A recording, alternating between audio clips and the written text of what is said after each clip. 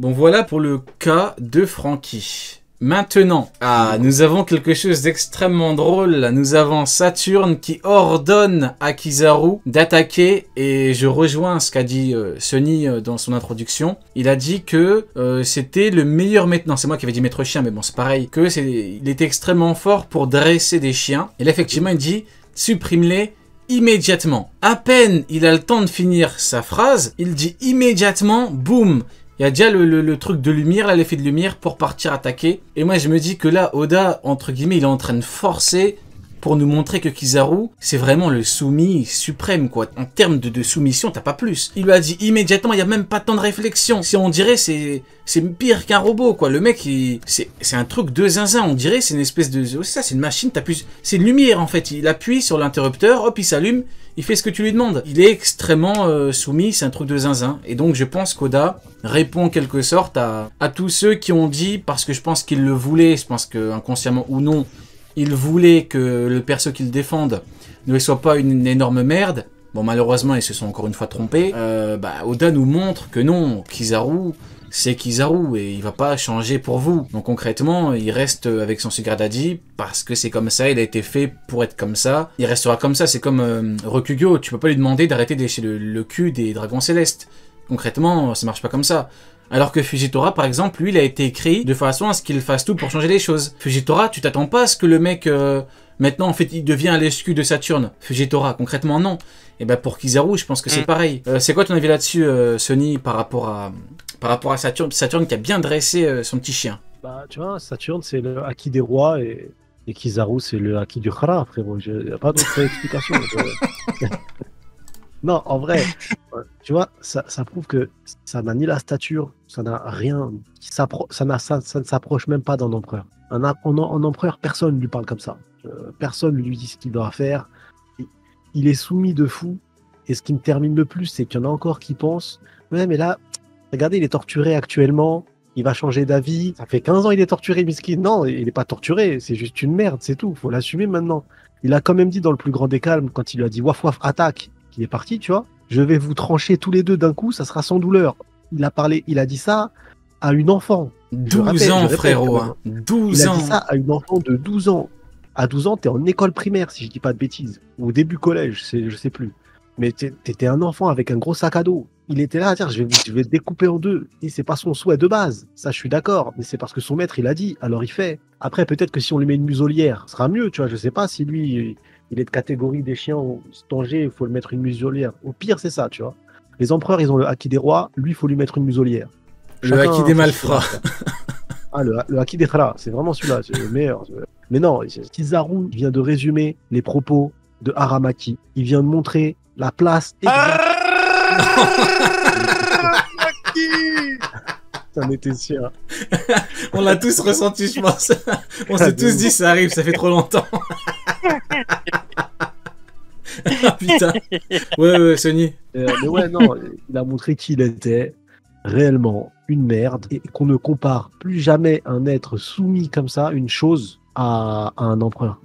Jamais. Tout à fait, ouais. Tout à fait. On arrête la comparaison là. Tu vois. Tout à fait, exactement. Tu as totalement raison. Il faut arrêter de déconner, hein, ce que j'ai dit dans ma React, chapitre...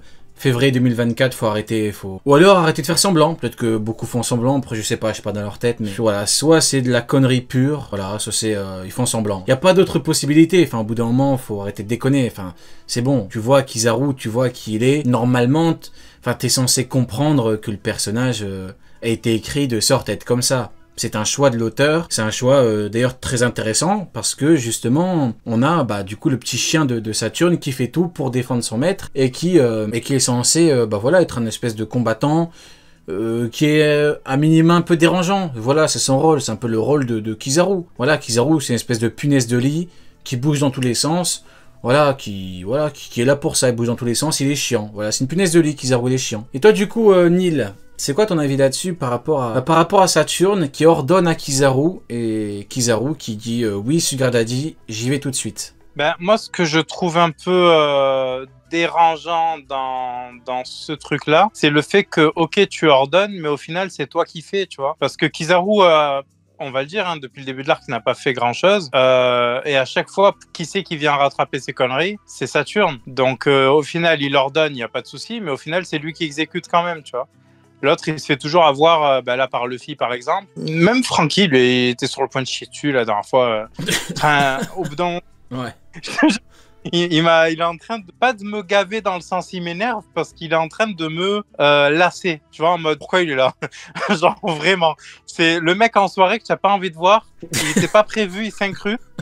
Tu vois? Tu le vois arriver, tous tes collègues sont dégoûtés. C'est qu'ils ont... Mais les gars, j'avais pas reçu le SMS, désolé, je suis en retard, mais personne t'a invité.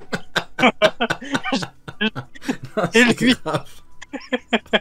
Bon, bah écoutez, métaphore plutôt intéressante de la part de notre cher Neil, hein, comme d'habitude, voilà, on est habitué forcément. Là où je ne peux qu'être d'accord, c'est que par rapport au, entre guillemets, au combat, parce que, bon, on va dire combat Luffy contre Kizaru, même ceux qui défendaient Kizaru étaient lassés, entre guillemets, parce qu'en fait, on voyait Kizaru taper continuellement pour rien. Le mec tapait pour ne faire aucun dégât. Enfin, au bout d'un moment, normalement, quand t'as un certain niveau, quand tu tapes, t'es censé faire au moins quelque chose. Bah, le mec contre Luffy, tapait pour rien. Luffy l'empêchait de faire ce qu'il devait faire. Et puis voilà, donc ça durait, je crois, 2 chapitres, Kizaru...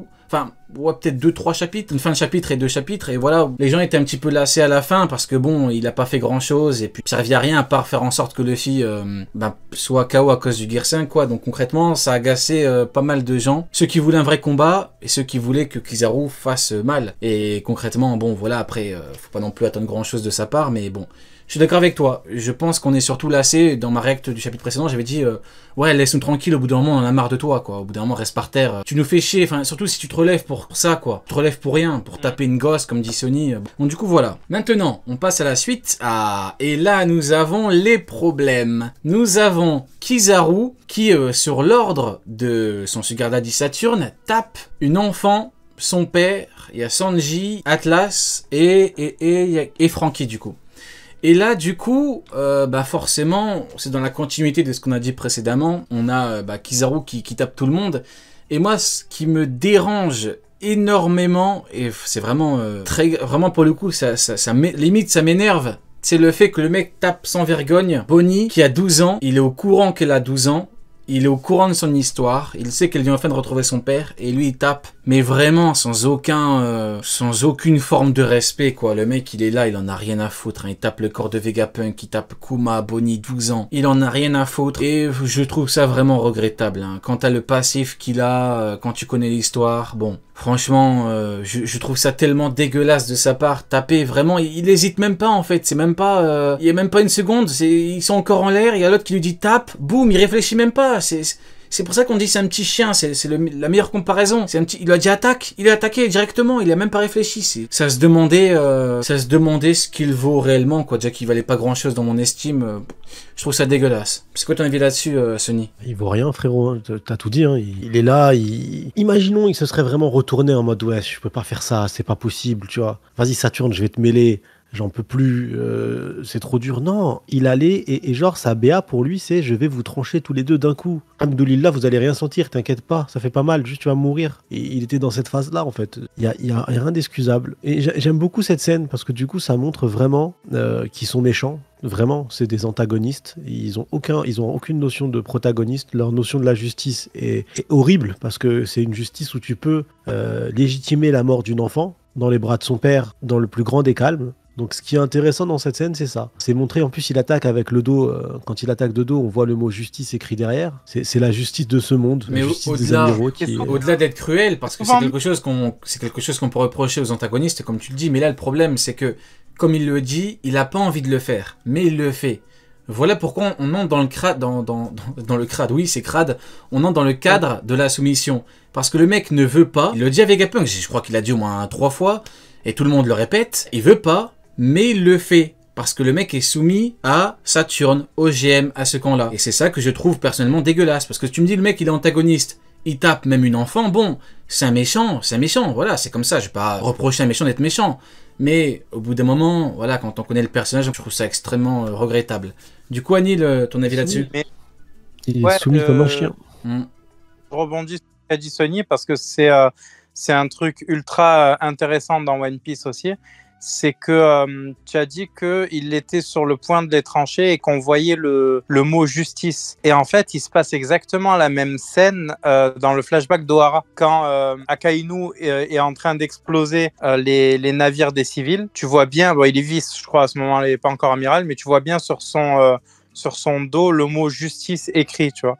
Et ça reflète totalement ce qu'est la marine aux yeux de comment expliquer ça, pas aux yeux des civils parce que sinon ils leur feraient pas autant confiance, mais des gens un peu comme Dragon, comme tu sais, des gens un peu informés, un minimum informés, savent que le réel visage du coup de la justice, c'est ça quoi. Et Doffy le dit très bien sur Marineford, tu vois, et je pense que dans sa phrase, il y a beaucoup de ça, en fait, voilà, vous agissez au nom de la justice, mais c'est votre justice à vous. Donc derrière, tu parles vous des gens faites de la érudits merde. comme Dragon, quoi, des gens qui savent. Quand Ouais, tu dis des gens comme Dragon, Dragon, c'est des gens qui ont une connaissance approfondie de ce qui se passe réellement. Qui ont eu une expérience qui leur a prouvé que la marine n'était pas ce qu'elle montrait publiquement. Ok. Mais ouais.